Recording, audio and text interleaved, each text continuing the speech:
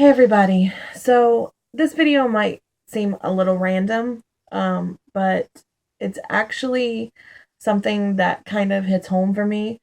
I recently got an email from a girl who's been watching my video logs, um, off and on for the last 4 years, and she's only 18, and her name is Samantha. But she asked me uh, a relationship question. And it kind of like struck home with me. Um, to give a little bit of background, she's 18 now. Her name's Samantha, like I said. She's been in two serious relationships since she started dating when she was 15. Her first one was, serious puppy love. They kind of grew apart, um, typical teen love, I guess. But her most recent, she found out wasn't what she thought it was. She met this guy on a dating website, um, right after she turned 18. And this guy was 2 years older than her, so he was 20. Um, and she she and him started talking and everything. And from the get go, he was telling her that, he was looking for something serious and that he wanted to find the one and all this stuff. And I mean, to her, it sounded like exactly what she was looking for. So they met up, they started talking and everything, and apparently they really hit it off, or so she thought. But about 2 months after they started engaging in a sexual relationship, he started to change. This, again, is according to her. He started to change and he just started to kind of act shady and flaky and not be around so much and kind of just like be like MIA here and there, and she didn't know what was going on, and she could see that something was bothering him, and it was bothering her that something was bothering him, and she didn't know what it was. So finally, about 3 weeks ago, she confronted him about it. And mind you, this guy had told her that he loved her, that he thought she was the one during their duration of their relationship. Um, but after a while, he apparently got so bad that she confronted him, and he actually told her that he never really cared about her. He he thought he did at some point, but he never really did care about her.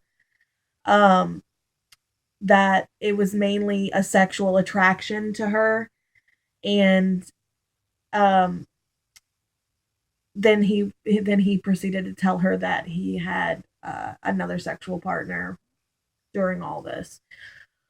So that really hit home with me for a few reasons. I mean, A, I've been cheated on, and she was cheated on.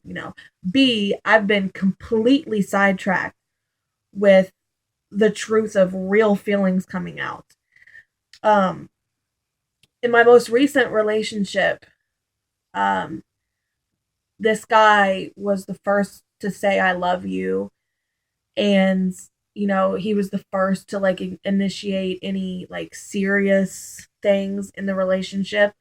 And then when I started, actually really feeling the same way, um on my 25th birthday, on my 25th birthday, he looked at me in the eyes and told me he wasn't in love with me anymore.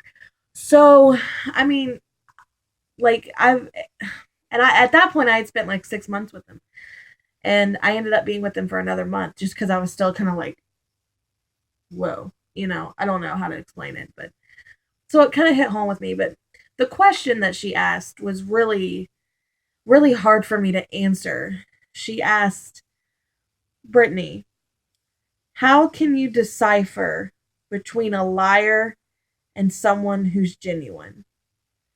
And really, I'm still trying to figure that out, honey.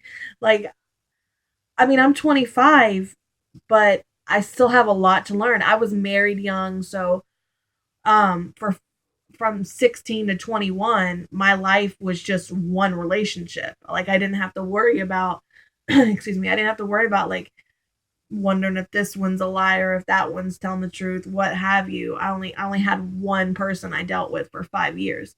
So, um I can't like fully give you like great advice on that.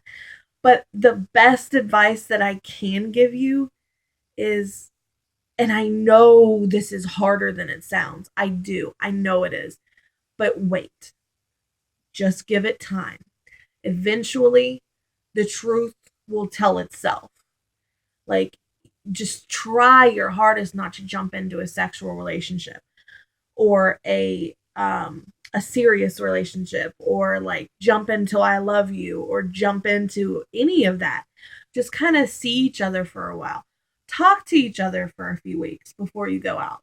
Then date each other a few, like go on a few dates with this person, and then start talking about something a little bit more serious and get to know the person before you even think about having a sexual relationship. Now, with that being said, you can never really know a person. You could spend 4 decades with a person and never really know the person, like fully 100% know the person. But you can know them better than you would from just like meeting them that day or a week ago. You know what I mean? So just give it as much time as you can. And I'm not putting like a time frame because everybody's different. I mean, it depends on how much you do talk, how nice you are to each other, how compatible you are. It all depends. Everything's got to like fall in line um before you can really know how long is long enough for you. I mean, it could just be a week. It could just be a week, but get to know that person first. Hang out with them more than 2 or 3 times in that week. Have like deep conversations with them about it. Get to know who they really are and what they really want. Do different things with them. Get them in different surroundings. See how they adapt to different surroundings. That kind of thing. I'm not saying like give it 4 or 5 years, but if it takes you that long, whatever. I mean, everybody's different. But I have jumped into the sexual relationship thing a few times a little too fast, and then just to find out that this person was not what I thought this person was. Um I mean, none of my exes ever turned out to be the person I thought they were, but I mean, a few of them were like really out of there, like really out there. I did not expect to even see that. Um, but yeah, I mean, I guess the best thing to do is just be patient. Just try to get to know a person. Take it one step at a time. I'm not even gonna say day by day, because I feel like that's too big of a step when it comes to like really wanting to get to know somebody sometimes. So I'm just gonna say one step at a time, just one foot in front of the other. Just try to just kind of pan everything out, see how it all goes. Um, and I'm not saying that engaging, if you're more of a promiscuous person than I am, I'm not saying engaging in sex is wrong. I'm just saying if that's not all you're looking for, or not what you're looking for really at all, like you're just your main focus is love, or just a serious relationship or what have you, then don't jump into it too fast. But if you do want something casual, or if you are just kind of going with the flow and you want sex, and then maybe you just hope that maybe later down the line it'll turn into something more, that's your prerogative. But I'm saying if you're really focused on love or something really serious, take your time. Just take your time. Because we've all been there. I mean, Samantha, she's 18. I'm 25, but we're both still young. I'm older than her. I've been through some more things than her, but I'm still trying to figure myself out just as much as her. So, I mean, we're all going to make mistakes, so don't be too hard on yourself. Try to hold on to your morals and your values and your standards. I mean, everyone makes mistakes. Everybody slips up. Don't beat yourself up like I have extremely badly for, doing something a little too quick and then being kind of left empty-handed. Because I mean, yes, it's difficult to go through, and yes, you could have probably prevented it if you didn't do that, but you did, and there's nothing you can do about it. And nobody's perfect, and nobody can really get on you for making a mistake, including yourself, because you're going to make a lot of them.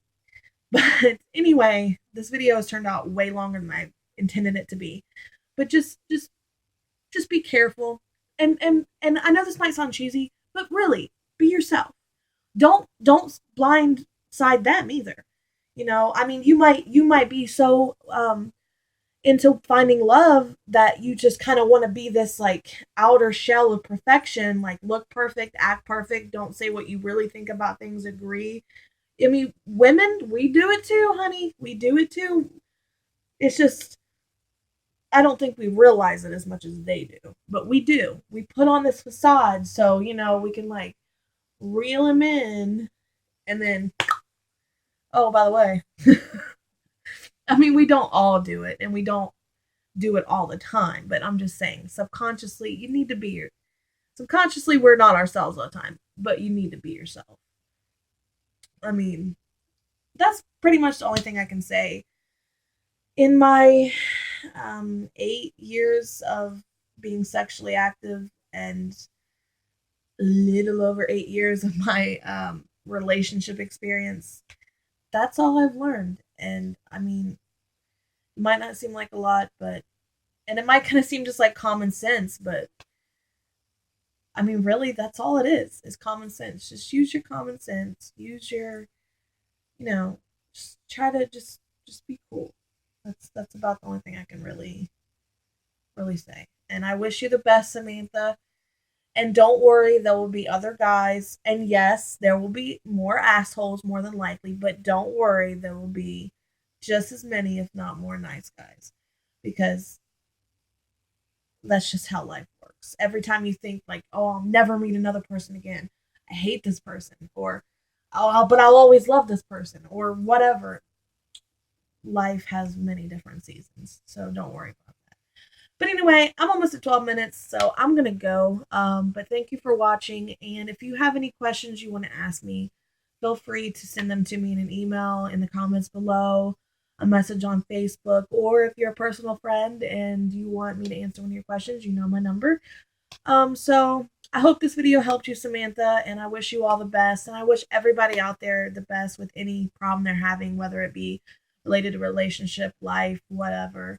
But yeah, I really appreciate you all watching, and thank you for everything.